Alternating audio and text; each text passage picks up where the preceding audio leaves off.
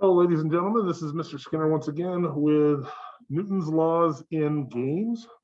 I'm here with my lovely assistant. This is Dallin Hellwell. Dallin, say hi. Hello.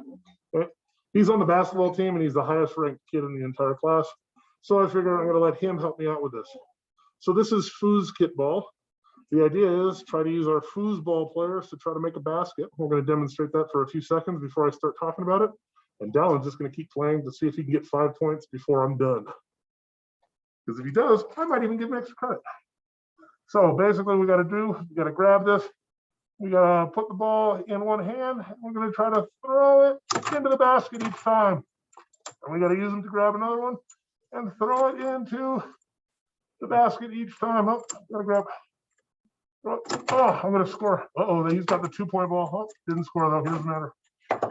Trying to grab the balls. Yeah.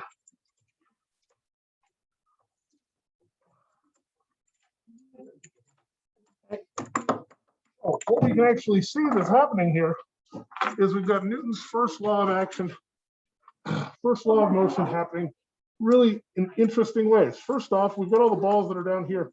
When they're not being touched by our foosball players, they're staying at rest. So objects at rest, stay at rest.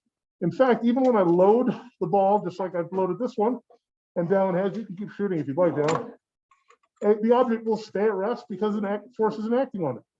But when I act the force and I twist this, the force, in fact, in this case, it's a centrifugal force. It's actually going to push the ball upwards and outwards, causing it to be thrown.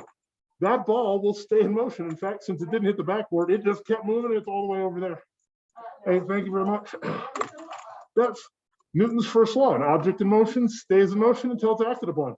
Hopefully, if Mr. Hellwell here is any good, he can eventually get one to hit the backboard, and we'll be able to see it acting on. It'll stay in motion until it's acted upon, and that's the resistance force right there, the normal force stopping it.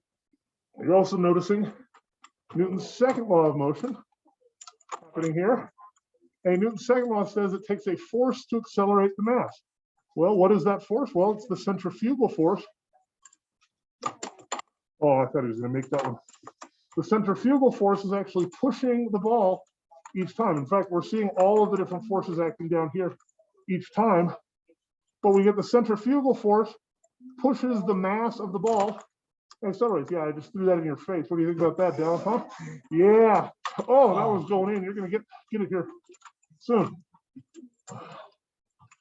Oh, trying to play defense too much. And there's also a really interesting. Oh, he's ahead 1-0. First 1 to 5 wins. Hey, 2 points for the yellow one. Hey, we also have Newton's third law in action. Newton's third law: for every force, there's an equal and opposite force. He's starting to get a hang of this. That's bad news for me. If the student beats the teacher, that's never a good thing. Hey, for every force, there's an equal and opposite force. Well, we actually see that as these things push against each other. You can see them bouncing back and forth. We see equal and opposite forces each time. Woo, nice throw. Okay.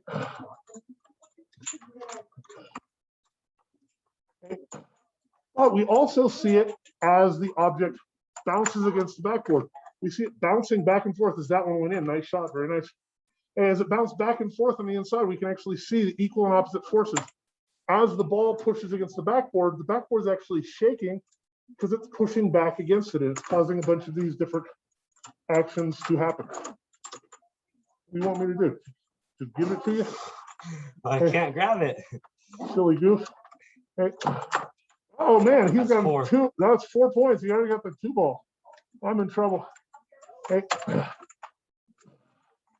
Mr. Skinner hasn't even scored 1 because I'm so busy talking here. Hey, making me look bad. So we've got the forces pushing against each other. Every time the ball pushes on the backboard pushes back against it. That's why we see a ricochet. That's why we see a bounce. We're starting to see Dallin start making it. Oh, I thought I was going to go in. Hey, but we also have the ball kind of resisting its motion and being pushed. I'm going to count that one for me, even though it didn't go in because it stayed in his zone. Oh, yeah, I'm not losing by 0. Well, it didn't go through there. It just happened to land under there. So that's Newton's third law in action, acting here in Foosketball as objects push against each other. try to act on each other. The other thing that we can actually see, I was kind of demonstrating it right here. If I twist one of the arms, you can see the other arms reacting to that action.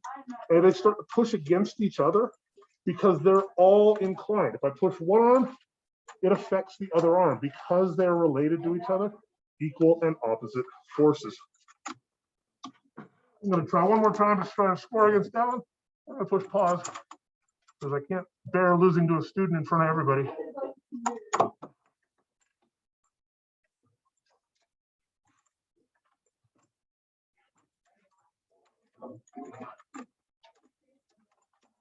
He wins. Boo down. I'll give him extra credit. Great job. Newton's laws in Foosketball.